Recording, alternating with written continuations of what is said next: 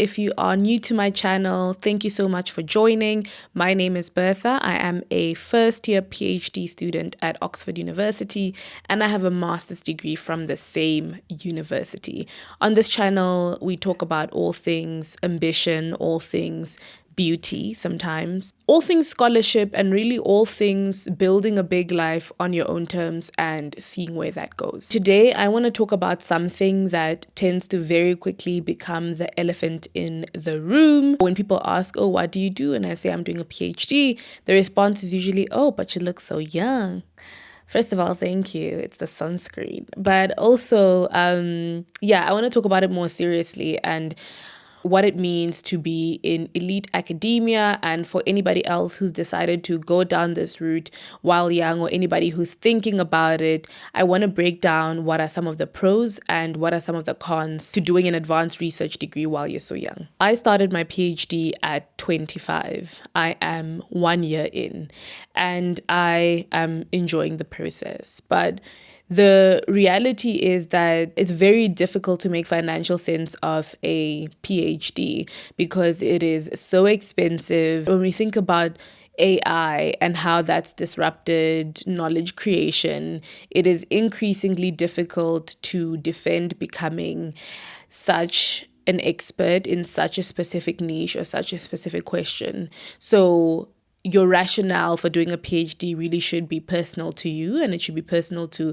what you want to achieve, either through your career or personally. I'm going to start with my rationale, how I arrived at that decision, and then I'm going to get into the pros, and then I'm going to get into the cons. So in terms of the rationale, the way it really happened for me, I have a fully funded postgraduate scholarship to Oxford, and the expectation usually, or the norm, is that you do 2 years at Oxford.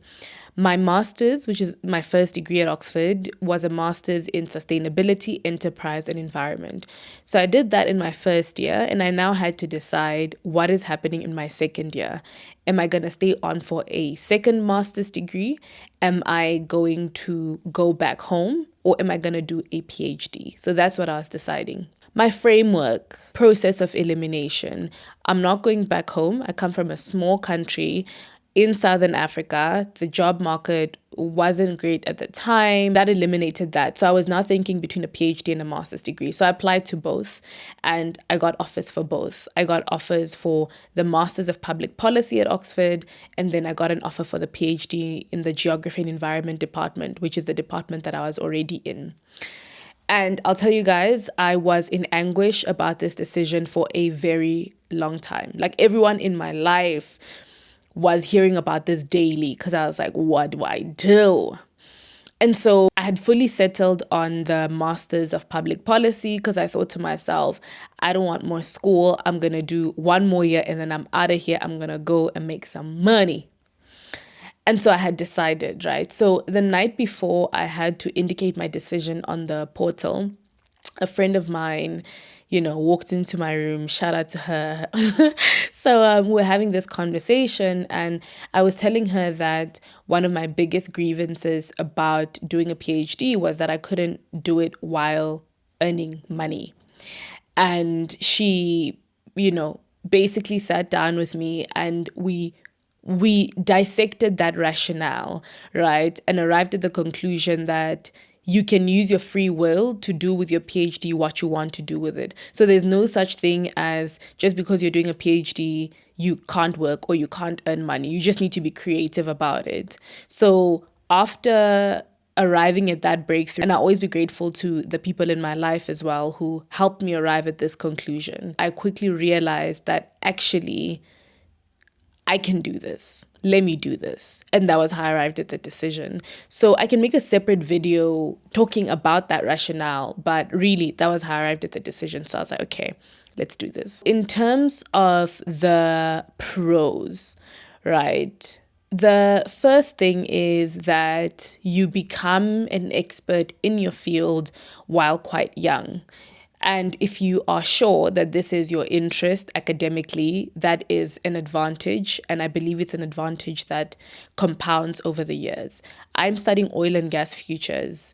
I I'm a big nerd about resources and commodities, specifically the politics of resources and the political geography of natural resources. So thinking about civic engagement as it relates to resources, thinking about future making. I'm not going to get into all of that. But that is something that I can read about and talk about all day. And so for me, I was like, I can become an expert in something that I'm genuinely interested in. I have a question that I'm really thinking about all the time, which is how can natural resources improve people's outcomes? And yeah, this is something I'm willing to think about for the next 2 to 3 years. So I am enjoying it. And that is one of the obvious benefits is if you're curious about the question, you have an opportunity to become an expert in that field. The other thing for me is I also considered the logistics of it all. I am a young woman. I don't have any children right now.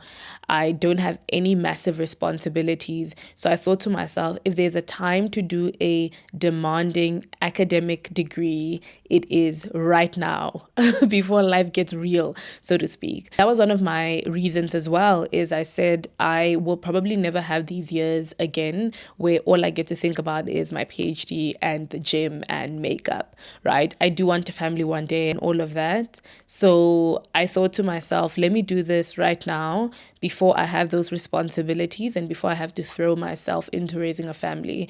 And obviously, disclaimer, that's not to say that you can't raise a family and go to school at the same time. A lot of incredible women do that. I just thought if I have the opportunity right now, if I have the stamina to do it right now, let me rather get it out of the way and then, have the rest of my life to galavant. And also, my degree is currently fully funded, like I already mentioned. I know that in later years, I will have to fund it myself, and advanced degrees are very expensive. I have another video where I break down the cost of my education.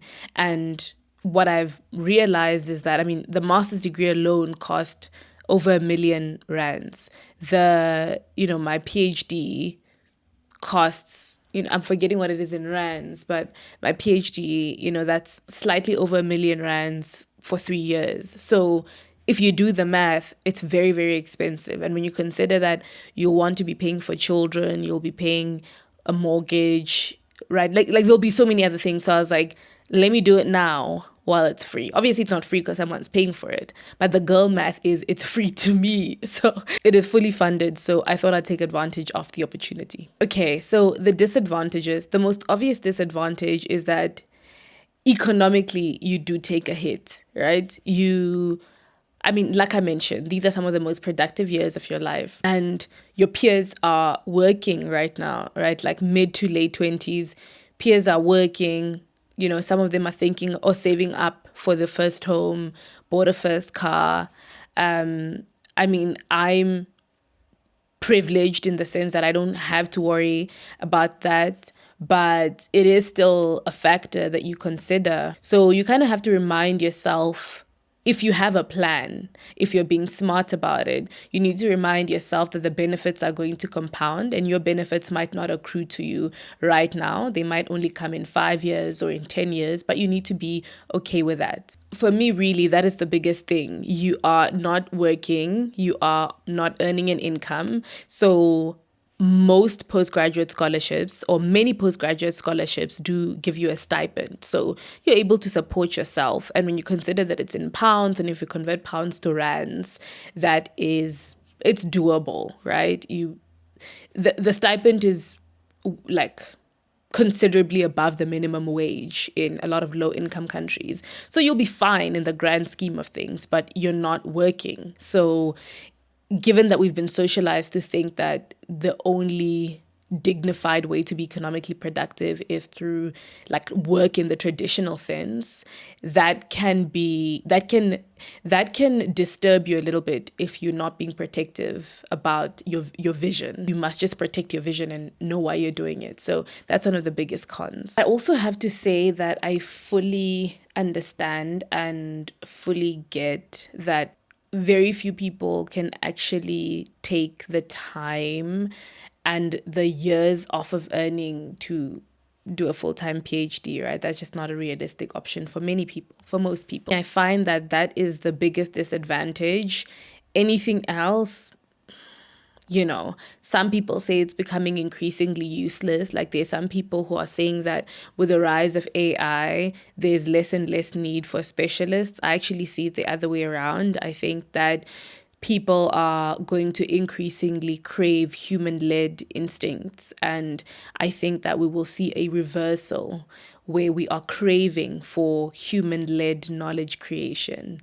But that's just me. I'm enjoying it. If you're thinking about doing an advanced degree, it is not easy, and we can get into that one day. I can get into the day-to-day of what everything looks like, and I'm happy to share that. But if you're thinking about doing a PhD, whether you're young or whether you're not young, I'd say go for it. It is a life-changing opportunity. It forces you to think very hard about one specific thing. It trains you in the way of discipline. It conditions you to be intellectually committed to something and to become good at it. It teaches you how to change your mind when you're presented with new information. So if you have the opportunity, if you're thinking about it, if you have the funding, and ultimately if the stars are aligning for you to do it, I would say take the leap. If you can take the leap sooner rather than later, I'd also say that. But also, whatever stage you're at in life, I think if it's an opportunity that you have and you're lucky enough to have it, I'd say do it. I'm very grateful to that friend who sat down with me and made me think through that rationale. And yeah, just go for it. If you're interested in more content about what it's like being a PhD student at Oxford and what it's like building a big life on your own terms, then subscribe to this channel and follow for more. Thank you for watching.